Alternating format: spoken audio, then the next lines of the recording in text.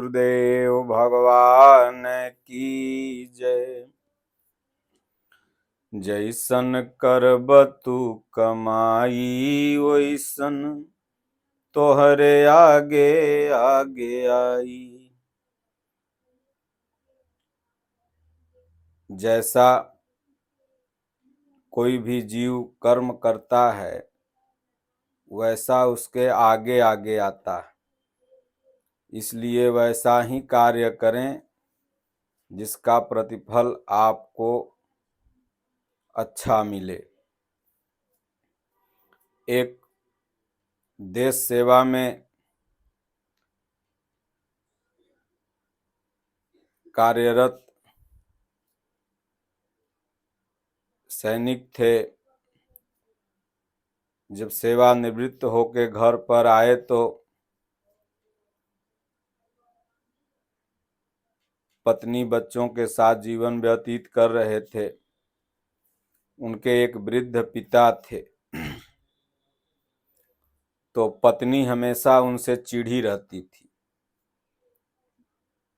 सास नहीं थी, ससुर केवल थे, तो अपने पति को बार बार कहे कि बुढ़वा को यहाँ से हटाइए, नहीं तो मैं नैहरा भाग जाऊंगी, ये करूंगी। बुढ़वा इधर थूक देता है, इधर खाए खाए करता है।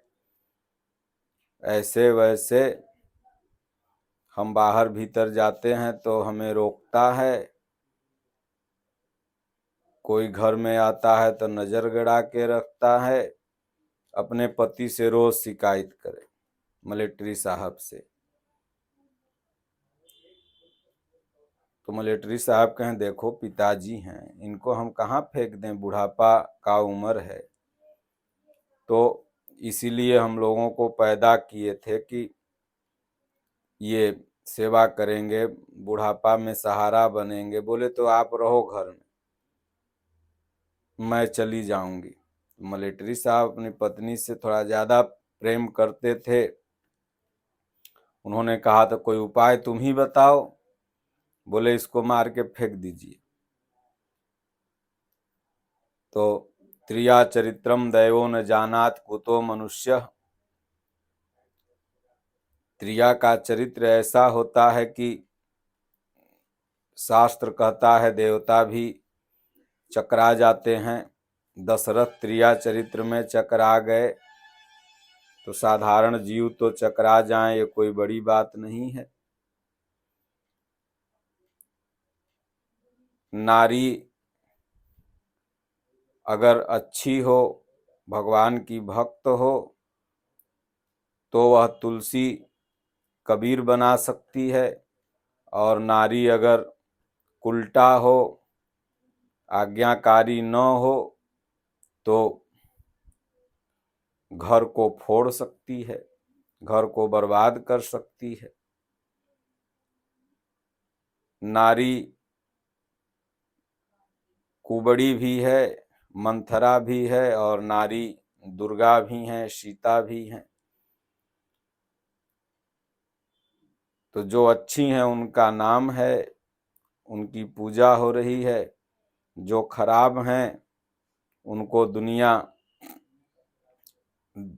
गलत दृष्टिकोण से देखती है।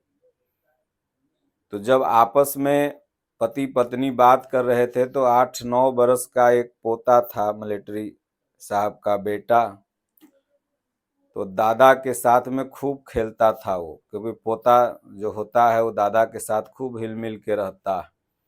तो वो मम्मी पापा के साथ ही सोया था, तो दोनों का मीटिंग रात में सुन रहा था कि कल सवेरे ये लोग दादा को मारने का प्लान बना रहे हैं। अब हम किसके साथ खेलेंगे, क्योंकि कहा गया है मूर से सूद ज्यादा प्यारा होता है। दादा पोता का खूब बनता था। तो सुबह हुआ, पोतवा कुछ नहीं बोला। जब मिलिट्री साहब जो थे वो अपने बाबूजी को बोले चलिए खेत घूम के आते हैं, सोचे उधरे ले जाएंगे, गड्ढा वढ़ा में ढकेल देंगे, बुढ़ापा है खत्म हो जाएंगे। तो तैयार हो गए, बोले चलो बेटवा बहुत दिन हो गया, घूम ले, देख के आते हैं। तो पीछे पीछे पोतवो लग गया, मतलब मिलिट्री साहब का बेटा जो 8-9 साल का था। जब आधे रास्ते मिलिट्री साहब अपने बाबू को लेके गए तो पीछे जब देखे तो ऐसे, तो उनका बेटा आ रहा था। बोले, रे तू कहाँ आ रहा है, जो भाग, 8-9 साल का उम्र है, तू कहाँ आ रहा है, चलो जाओ घरे। तब बोला, नहीं पापा, मैं देखने आ रहा हूं कि आप अपने पापा को कैसे मार रहे हैं, तो उसी तरह से जब आप भी बुढ़ा जाओगे तो आपको भी मैं वैसे ही मारूंगा। तब मिलिट्री साहब का आंख खुला, बोले, हमको मार देगा, इतना धन संपत्ति हम तुम्हारे लिए ही बाहर में रहे, देश सेवा किए, जान पर खेल करके बनाए, और तू हमको मार देगा। तो बोले, क्या करूंगा, आप अपने पापा को मार रहे हैं तो वही ना मैं सीखूंगा, मैं आपको मार दूंगा।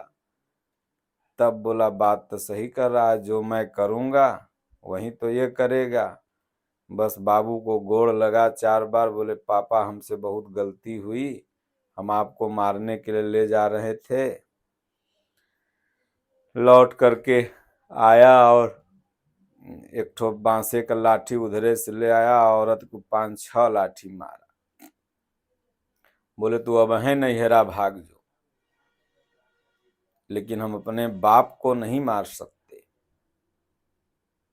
यही राजा कैकय ने भी किया था, कैकसी को 4 बांस हरियर से मारा, बस कही कि नहीं नहीं अब हम नहीं, आप हंसे क्यों, अब मैं नहीं जानूंगा।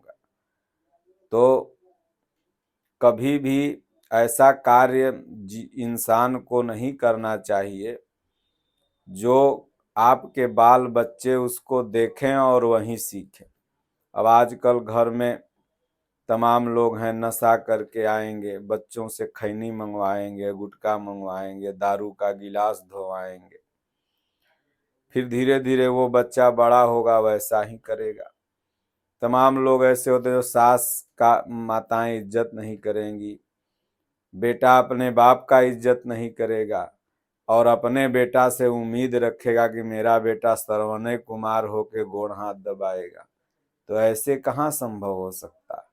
आप जैसा व्यवहार अपने माता पिता को करेंगे, समाज के प्रति करेंगे, आप नशा विहीन रहेंगे, आपका चरित्र आचरण उत्तम होगा, तो वहीं आपका बेटा, नाती पोता पनाती सीखेगा और फिर वहीं वो करेगा। क्योंकि सिर्फ वो कोचिंग में, क्लास में, स्कूल में नहीं सीखता है, वो घर में भी सीखता है, समाज में भी सीखता है। क्योंकि एक उम्र होती है सीखने की, और वो लड़का बच्चा सीखता है फिर वैसा ही करता है। इसलिए टोला में, मोहल्ला में, गांव में, नगर में, क्षेत्र में, देश में इस तरह का माहौल नहीं बनने देना चाहिए जिससे कि आने वाली पीढ़ी उस तरह के गलत संसर्गों में पड़ के अपने जीवन को बर्बाद करे, बल्कि एक ऐसा माहौल प्रदान करना चाहिए जिससे आने वाली पीढ़ी आध्यात्मिक बने, दयालु बने, देश सेवा करे, ग्राम सेवा करे, माता पिता की सेवा करे, नगर बस्ती के लिए सहानुभूति रखे। तो ये सब तभी संभव है जब आप गीता से, मानव धर्मशास्त्र गीता है, श्री रामचरितमानस है, इससे अपने बच्चों को अवगत कराएंगे और आप स्वयं अवगत होंगे। सिर्फ बच्चों के लिए ही सारी जिम्मेदारियां नहीं है, आप भी इसे पढ़ें, बच्चों को सुनाएं, तब जाके ऐसा होगा। नहीं तो सिर्फ हम सोचते हैं कि हम ऐसा करेंगे और हमारा देखा देखी कोई ऐसा नहीं करेगा। इसलिए कहें, संगत से गुण होत हैं, संगत से गुण जात, बास फास और मिसरी एके भाव विकात। इसलिए जैसन करब तू कमाई, वैसन तोहरे आगे आगे आई। अगर आज अपने सास की इज्जत बहू नहीं करेगी तो कल उसकी बहू आएगी तो उसका भी इज्जत नहीं करेगी, फिर रोएगी। इसलिए आप इज्जत करो, आपका देखा देखी वो इज्जत करेगा, जैसा करोगे वैसा ही मिलेगा। बोलिए श्री सद्गुरुदेव भगवान की जय।